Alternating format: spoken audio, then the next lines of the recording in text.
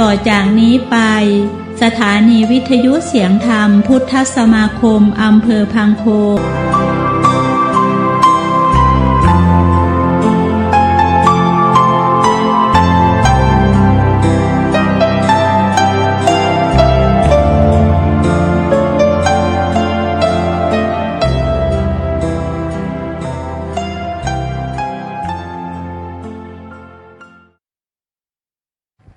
ขอน้อมแด่พระผู้มีพระภาคเจ้าผู้ไกลจากกิเลสตรัสรู้ชอบได้ด้วยพระองค์เองขอถวายความเคารพพระเดชพระคุณหลวงพ่อวีระศิลาชวโตขอการคณะสงฆ์ขอเจริญพรญาติโยมทุกคนทุกท่านต่อไปก็ได้เวลานั่งสมาธิฟังธรรมะมื้อนี้วันที่8 มีนาคม 2569นะกิจกรรมฟังธรรมยามมื้อแลงหลังจากออกกรรมฐานแล้วหลวงพ่อก็ได้ลงมาเทศน์ให้ฟังจะลงมาจะช่วงกรรมฐานตอนแรกตอน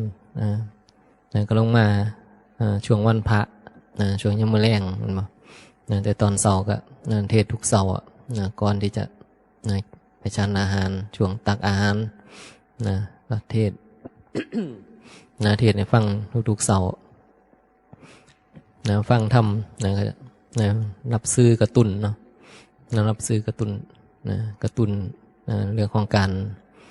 ศึกษาทำความเข้าใจธรรมะถ้าบ่มีการฟังการศึกษาบ่เกิดการความเข้าใจหรือสัมมาทิฏฐิก็บ่เกิดการที่จะปฏิบัติได้ก็ต้องได้สัมมาทิฏฐิก่อนต้องเข้าใจต้องได้สัมมาทิฏฐิก่อนนี่ก็เลยต้องมีการปรารภธรรมะเพื่อจะเป็นสื่อเอามาเป็นสื่อกระตุ้นกระตุ้นในเรื่องของความเข้าใจในเรื่องของการปฏิบัติในเรื่องของการส่งเสริมตัวปฏิบัติถ้าบ่มีการกระตุ้นเลยมันก็บ่มีตัวส่งเสริมบางคนกับบ่มีกิจกรรมสวดมนต์ทำวัดฟังเทศน์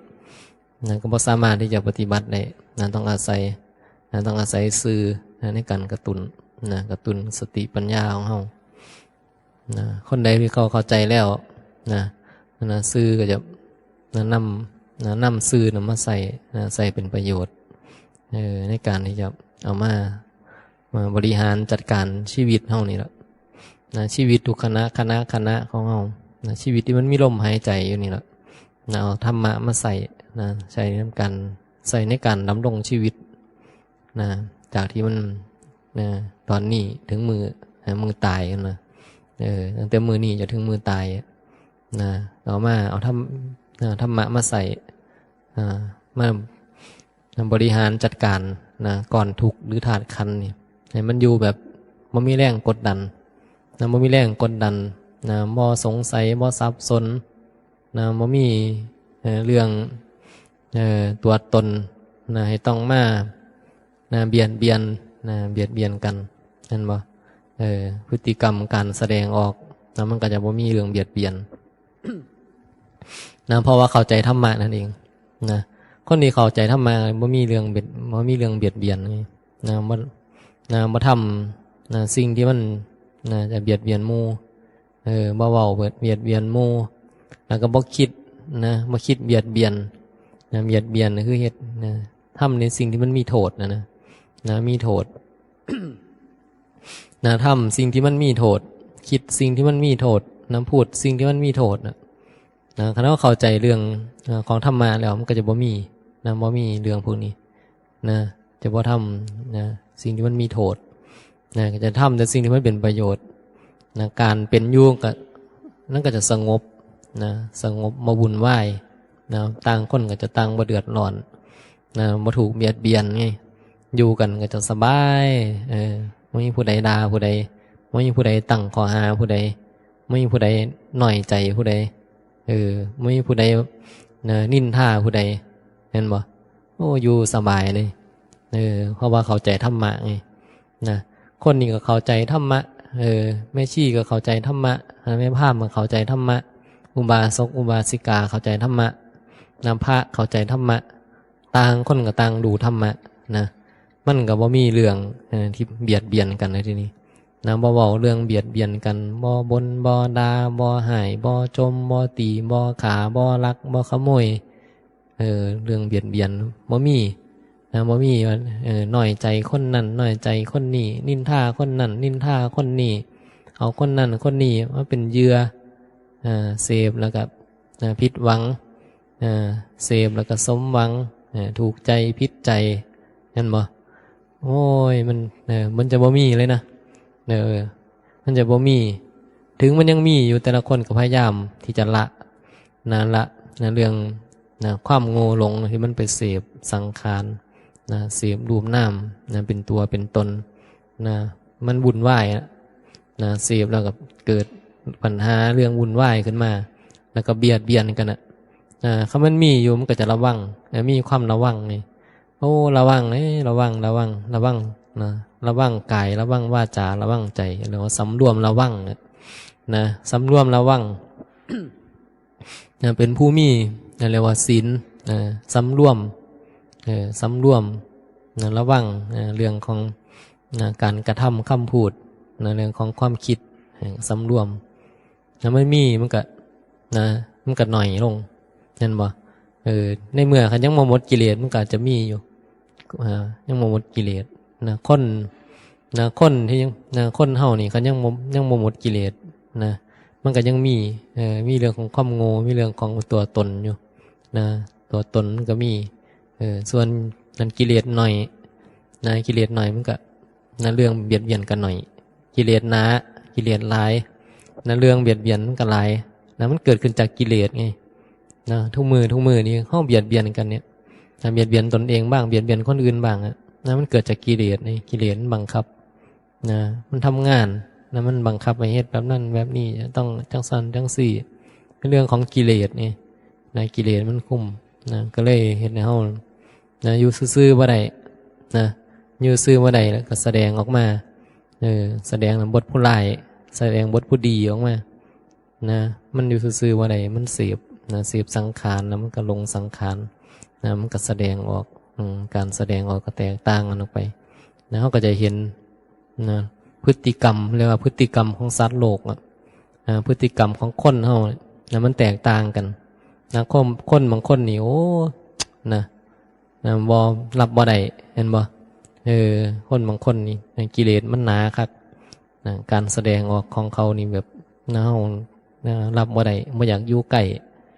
เห็นแล้วแบบเบื่อหน่ายละอายใจคนบางคนบ่อยากเห็นบ่อยากพ้อบ่อยากเจอเพราะว่าพฤติกรรมเขามันเบียดเบียนนี่มันเบียดเบียนมันหลงมากโมหะมันหลายความโง่มันหลาย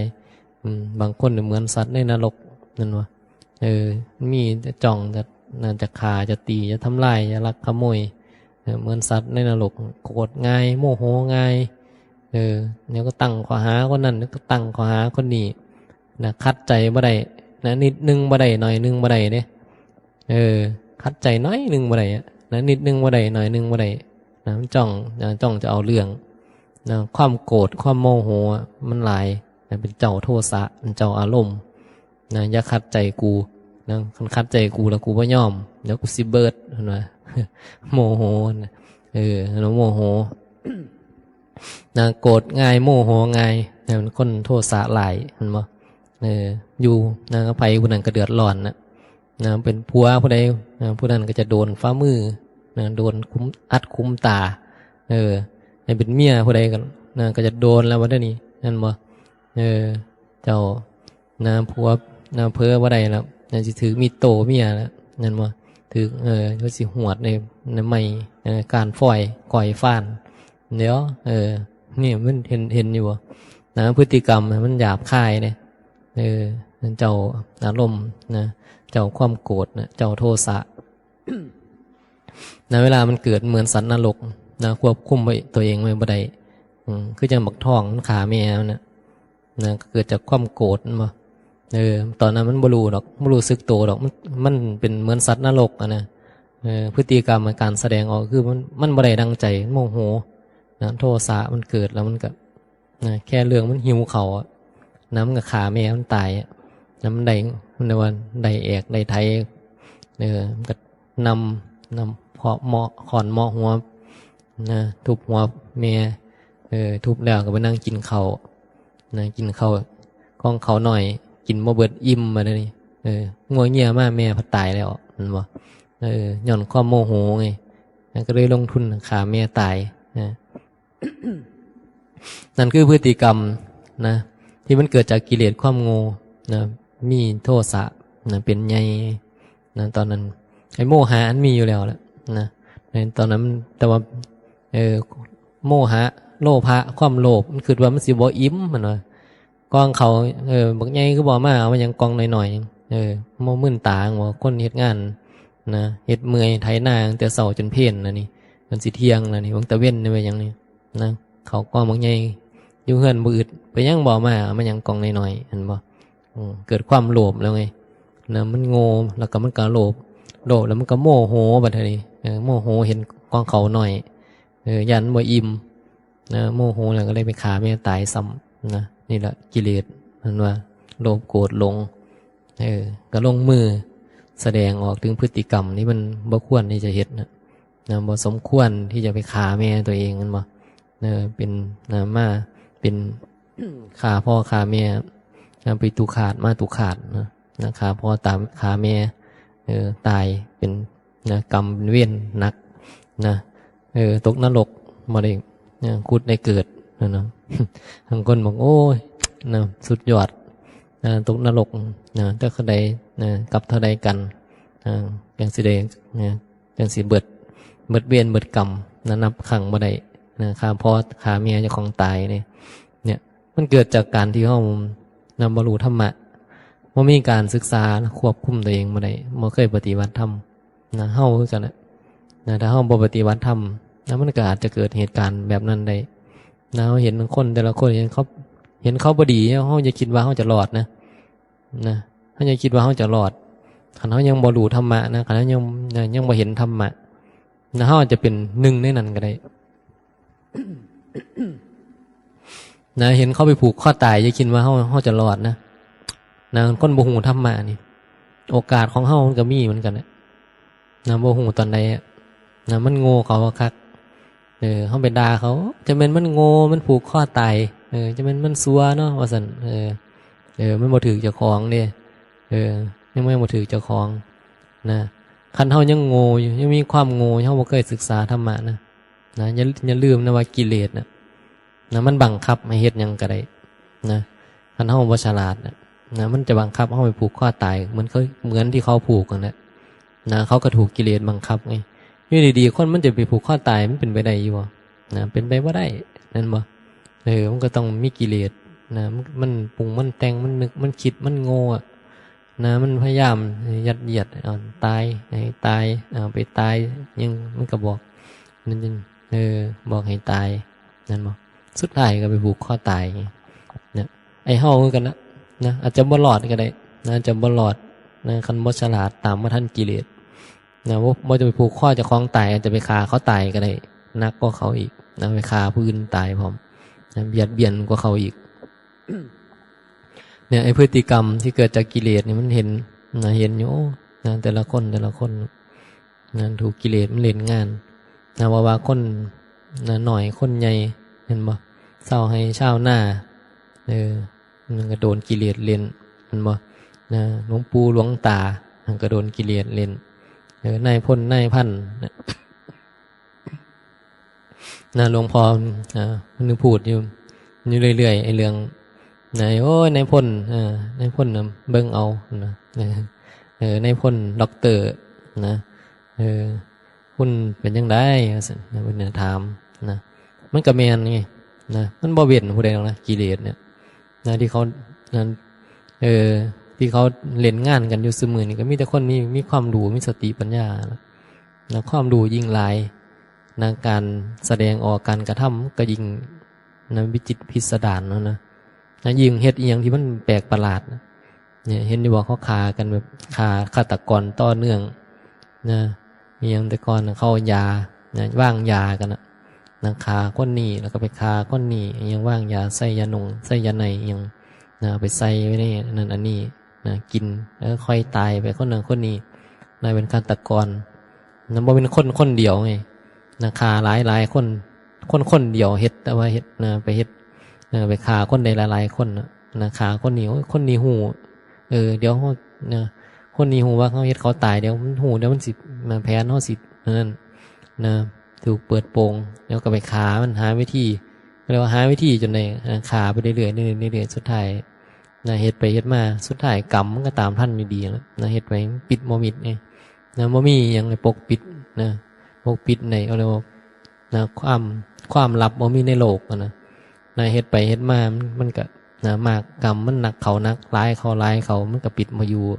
นะการกระทำนะมันก็เฮ็ดนะเฮ็ดเพิ่มขึ้นเรื่อยๆเห็นบ่มันก็มีคู่กรรมคู่เวรก็หลายขึ้นนะคู่กรณีก็หลายขึ้นมันก็ต้องโดนสักคนหนึ่งนะโดนสักที่หนึ่งสุดท้ายมันก็โยงกรรมในเรื่องของกรรมมันเป็นแบบนี้แหละ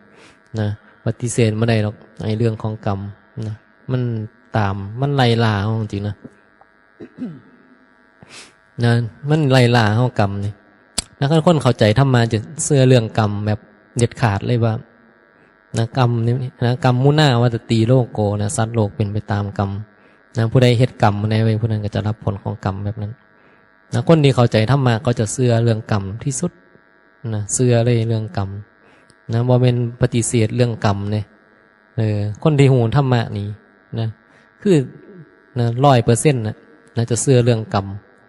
นะบ่เสื้อเรื่องอย่างอื่นอันนั้นดลบันดาลอันนี้ดลบันดาลสิ่งศักดิ์สิทธิ์ปฏิหารอย่างพวกนี้นะมันจะตัดออกหมดเลยนะเพราะว่าธรรมะของพุทธเจ้านี่นะมันจะสอนให้เห็นว่า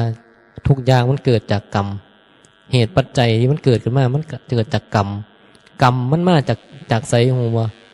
กรรมมันมาจากกิเลสนะวัฏฏะสงสารหรือวัฏฏะวนเนี่ยวัฏฏะวนสังสารคือวนเวียนเวียนว่ายตายเกิดมันเริ่มต้นโดยกิเลสกิเลสกรรมวิบากกิเลสกรรมวิบากจำไว้นะวัฏฏะสงสารมันเริ่มต้นจากกิเลสมีกิเลสอยู่ว่ายังมีกิเลสอยู่ยังว่าเป็นพระอรหันต์มันต้องมีกรรมแน่นอนต้องรับกรรมแน่นอนบ่พ้นกรรมแล้วก็ต้องกระทำกรรมจะบอกว่ารับกรรม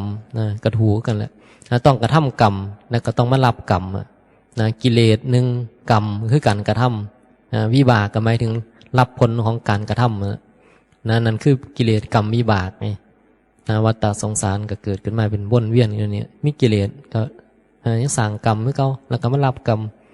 วนไปวนมาก็สร้างเรียกว่ากรรมไม่ไปเรื่อยๆเพราะว่ากิเลสมันยังมีอยู่มันอยู่ในขันนี่ก็สร้างกรรมสร้างกรรมรับกรรมขันนี่แตกขันนี่ดับเปลี่ยนก็ไปละไปอยู่ขันเปลี่ยนขันไม่เรียกว่าเปลี่ยนถาดเปลี่ยนขันเปลี่ยนภพเปลี่ยนชาติเปลี่ยนล่างเปลี่ยนไปเรียกว่าขันยังมีกิเลสอยู่มันก็ยังต้องรับกรรมรับผลของกรรมคนนี้รู้ธรรมมาถึงบอกว่า100%เขาจะเชื่อเรื่องกรรมจะบ่สนเรื่องสิ่งศักดิ์สิทธิ์อิทธิฤทธิ์ปฏิหาร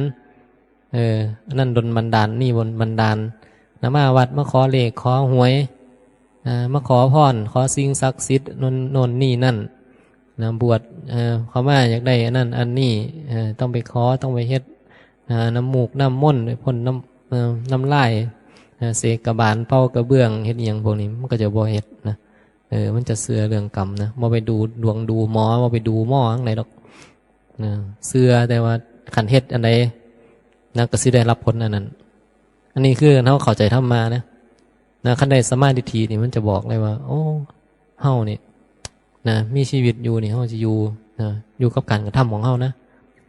มันจะเห็นเลยว่าเฮาอยากสุขเฮาอยากมีความสุขในชีวิตของเฮาก็เฮ็ดแต่สิ่งที่มันจะเฮ็ดให้เฮาเป็นสุขอย่าไปเฮ็ดอย่างที่มัน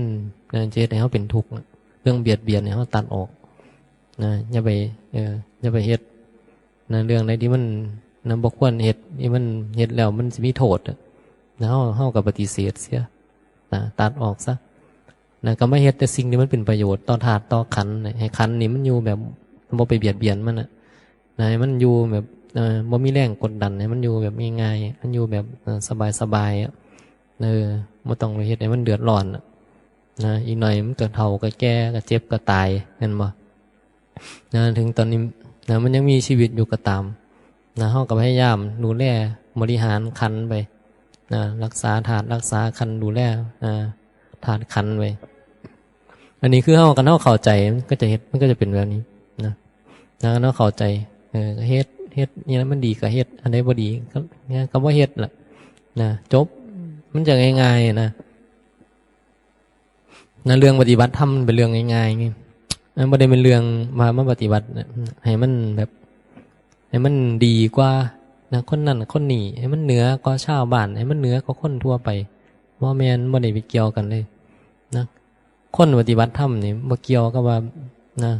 ปฏิบัติแล้วให้มันดีมันเด่นให้มันดังนะมันบ่ได้อยู่ตรงนั้นเพราะว่าคนนี้บรรลุธรรมนะมันบ่ได้เกี่ยวเลยว่าต้องเป็นผู้ที่มีความสามารถพิเศษนี่ยังเป็นเด็กหน่อยอายุ5 ขวบ 7 ขวบยังก็แล้วแต่ว่ามันจะเข้าใจได้นะเป็นเศร้าให้เศร้าหน้าก็ได้เป็นคนยากคนจนก็ได้เป็นข้อท่านก็ได้เห็นบ่ไม่จำเป็นต้องเป็นคนรวยต้องเข้าใจธรรมะไม่จำเป็นต้องเป็นพระเท่านั้นจึงจะเข้าใจธรรมะไม่จำเป็นว่าต้องมาสมาทานศีลต้องมาบวชเท่านั้นจึงจะเข้าถึงธรรมะแม่นนี่แล้วมันเข้าถึงธรรมะได้ทุกคนนะมันปฏิบัติได้ทุกคนธรรมะนะเป็นญาติเป็นโยมมีผัวมีเมียมีลูกเป็นเด็กหน่อยนะเป็นคนธรรมดาเท่านี้แหละอาจจะบ่ค่อยฮู้หนังสือเลยซ้ำไปนะบางคนนี่เฒ่าๆย่ายเฒ่าๆนี่เห็นบ่บางแม่ชีบางคนเขาบอกว่าเพิ่นบ่ได้หนังสือดอกนะบ่ฮู้หนังสือเฒ่าแล้วนะอ่านหนังสือก็บ่ค่อยได้เป็นคนปึกทางการศึกษาทางโลกอ่านหนังสือก็บ่ค่อยออกนะบ่ค่อยได้เรียนบางคนบอกให้ไปอ่านหนังสือนี่โอ้ยอ่านบ่ได้ดอกอาศัยฟังเอานะ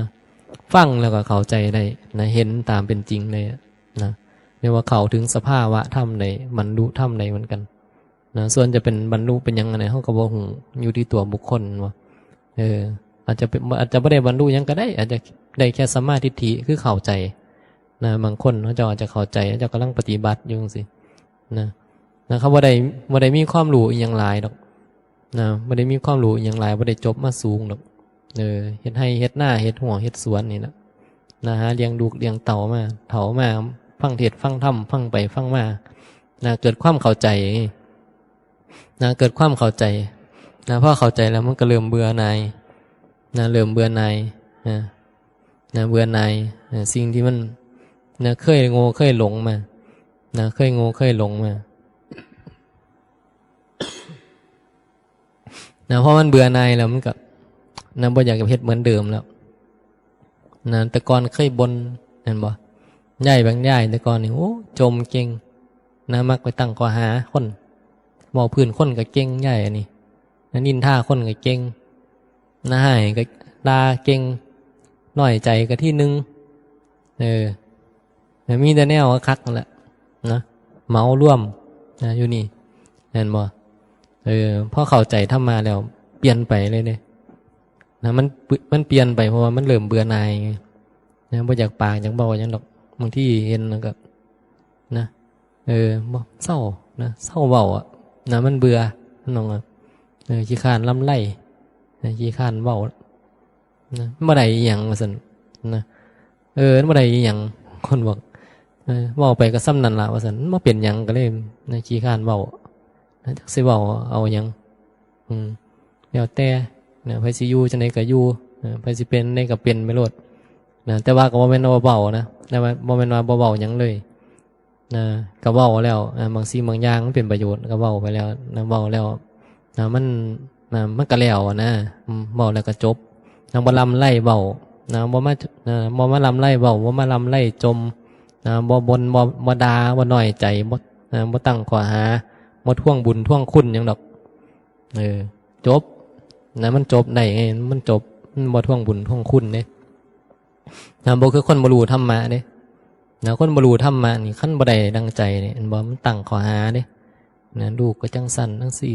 ความนั้นความนี้นะบ่นมันอยู่หั่นล่ะมันบ่ฮู้จักบุญจักคุณบ่ฮู้จักเลี้ยงมันมาอันนั้นกูก็ให้อันนี้กูก็ให้นะแบ่งให้เบิด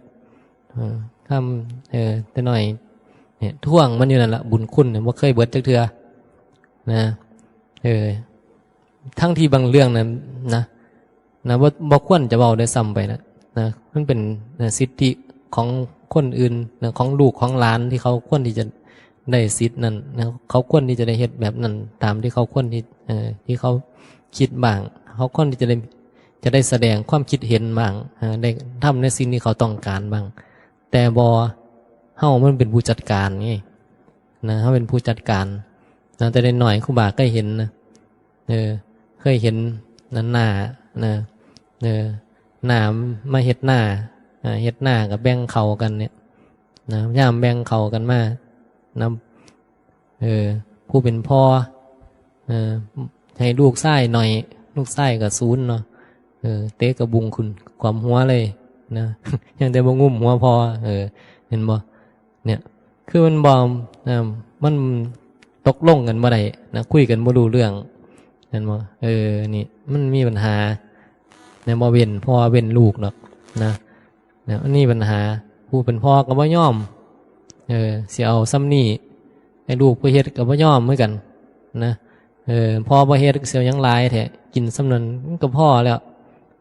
กินบ่เบิดนะไอ้พ่อก็โลภนะลูกก็พ่อกันก็เลยตกลงกันบ่ได้เตะกระบุงความหัวเลย เนี่ยมันหันมีหรอกนะซุมื้อนี้มันโหดกว่านั้นอีกนะขอเงินกันบ่ได้ก็ฆ่ากันหิมซุมื้อนี้ลากกันมาตีมาฆ่าเพราะว่าบางทีมันนะเรื่องยาเสพติดเนี่ยมันรุนแรงไงนะบ่แม่นแต่ก่อนมันมีแต่เหล้ามันบ่ไอ้เตะกระบุงความหัวกันนี่ก็เมาไงกินเมาแล้วก็บ่ยอมแล้วว่าเท่านี้ก็เถียงกันนะคันบ่ได้ฆ่ากันมันก็เฮ็ดนั่นเฮ็ดนี่ทำลายสิ่งน้ำลายของทุบตู้ทุบเตียงทุบโต๊ะทุบเก้าอี้ตีพัดลมมีมันละนะบ่ได้ดังใจไงฆ่ากันสารพัดในแนวสิเฮ็ดนี่คือกิเลสตัณหาของคนนะเรื่องกิเลสตัณหาของคนนะมันเป็นแบบนี้นะเป็นแบบนี้กันเฮาบ่รู้มันก็เป็นเหมือนกันบ่แตกต่างกันหรอกผ่านมันก็จะเห็นเนาะคนเนี่ยเป็นแบบนี้เนาะคนเนี่ยนะมีแต่ปัญหามีแต่ความวุ่นวายนะพอมาหูมันเบื่อไงถึงมาว่าย่ายบางย่ายเนี่ยบ่มีความรู้อย่างหลายเลยแต่เขาเบื่อนะเขาเห็นคนทะเลาะกันนี่เขาบ่อยากย่างเข้าไปใกล้เลยนะเขาเห็นคนแบบมีปัญหากันนี่เขาบ่อยากไปยุ่งนำคือมันมันบอกบ่รู้เรื่องมันคุยบ่รู้เรื่องนะคือไปคุยไปบอกยังบ่รู้เรื่องนะจะไปแนะนำไปบอกว่าแบบนั้นแบบนี้บ่เอาดอกนะสู่ซะแล้วนะก็เลยลบดีกว่าบ่ยุ่งบ่ไปยุ่ง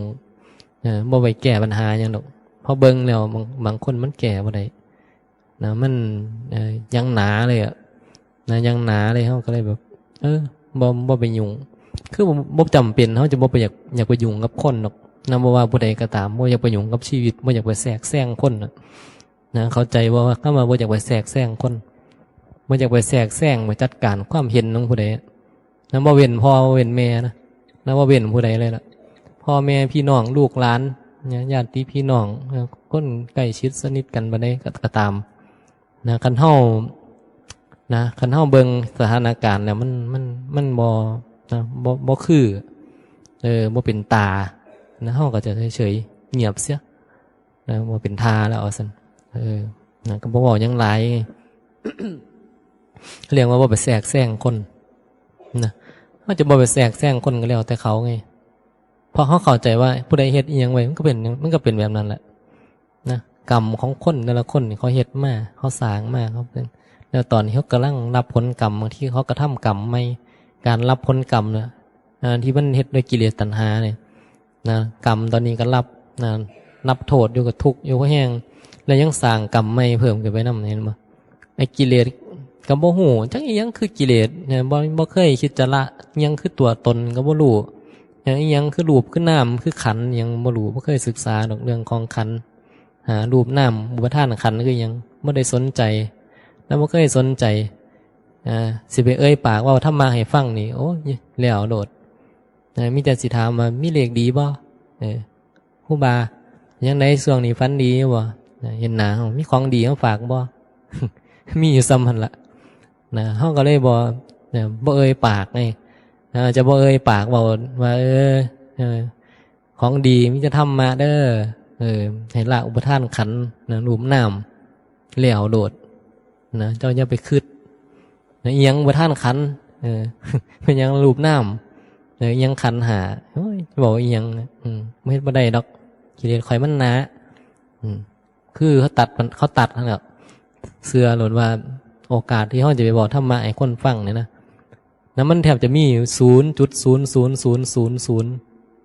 นะศูนย์นับว่าได้แล้วสิมีหนึ่งหอยถ่ายต้องแน่งอยู่นับศูนย์ต้องเขาได้ศูนย์นะนับศูนย์มันจะ10 โตกันยังเอา1ไปหอยไว้ตรงถ่ายต้องแน่งโอกาสที่เขาสิมีคนสนใจนะโอ้ยพฤติกรรมแบบนี้มันคนโง่คนหลงตัวนี้ว่าซั่นนี่มันหูจักรูปห้ามขันหานี่มันบ่ละบ่ปล่อยมันยังล่ะยังขันหารูปหน้ามาละบ่ปล่อยบอกให้ฟังในเป็นยังมันสิมีอยู่ดอกผู้นึงนะ10,000 คนแสนคนเฮาไปเว้าสิมีผู้นึงสิมาสนใจแม่นบ่แม่นบ่คะมันหลงอยู่ดีนี่มันมีหน่อยไงก็ว่าบ่ค่อยไปเจอดอกนะบ่ค่อยเจอบ่ค่อยมีคนแบบมีคนบอกเรื่องนี้นะบ่ค่อยสนใจหาเฮาเห็นเฮาก็ไปถามนะมีของดีบ่ครูบางวดนี้เป็นจังได๋นะฟันดีอยู่บ่นอนอยู่วัดโอ้บวชโดนแล้วเนาะบ่สึกแล้วเนาะดีแล้วอย่าสึกมาเด้อคนนี้สอนเฮาอีกเด้อย่าสึกมาเด้มันทุกข์คือหยังนี่ได้สึกออกมาโอ้แม่นเจ้าคือหูดีแท้ว่ะเอาขึ้นในใจดอกบ่เถียงดอกนะโอ้ยมันอยากไปบวชอยู่มันหันไปว่าได้คนนี้มันเว้าคืออย่างนี้ค่าอันนั้นอันนี้ค่ายากอันนั้นตัวนี้ตัวงัวก็เลี้ยงหน้าก็ยังลูกก็ยังบางคนนะลูกก็เรียนจบแล้วยังก็บ่มีดอกภาระยังบ่มีแต่ว่าปลูกผักไว้นานนึงว่าซั่นโอ้ยปลาไปบ่ได้ดอกว่าซั่นผักมันสิตายว่าซั่นปลูกผักอีตูไว้นานนึงว่าซั่นโอ้ยหนีไปวัดก็ตายแล้วกลับมาว่าซั่นก็บ่ว่าหยังไงนะเข้าใจบ่ว่าหยังก็ให้นอนเฝ้าผักอยู่นั่นแหละนอนหดผักอยู่นั่นบ่ส่วนมาพร้อมบ่แทรกแซงคนจังว่าไม่ส่วนมาคือเก่าแล้วเขาบ่มามีแต่เขาบอกไงเฮาบวชอย่าสึกออกมาเด้อมันลำบากในทางนอกนะหาอยู่หากินซุมื้อนี้โอ้จะแม่นมันลำบากมีแต่แนวมีแต่หนีเฮาก็ฮู้อยู่ล่ะว่ามันถูกแต่ว่าหันส่วนมาวัดหันบ่มาเด้ส่วนให้บวชโอ้ยแล้วโลดนั่นบ่เนี่ยมันบ่ได้นะมันบ่มีนิสัยนะบ่มีใจว่านั่นนี่นะเฮาเห็นแล้วกับบ่แทรกแซงมีหยังของดีมาฝากโอ้ยบ่มีแล้วว่าซั่นบ่มีหยังมาฝากแล้วไปอยู่วัดบ่มีหยังดีมีแต่ท่านอยากได้ของดีก็ไปหาอยู่วัดพุ่นแล้วว่าซั่นไปปฏิบัติธรรมนำขณะนี้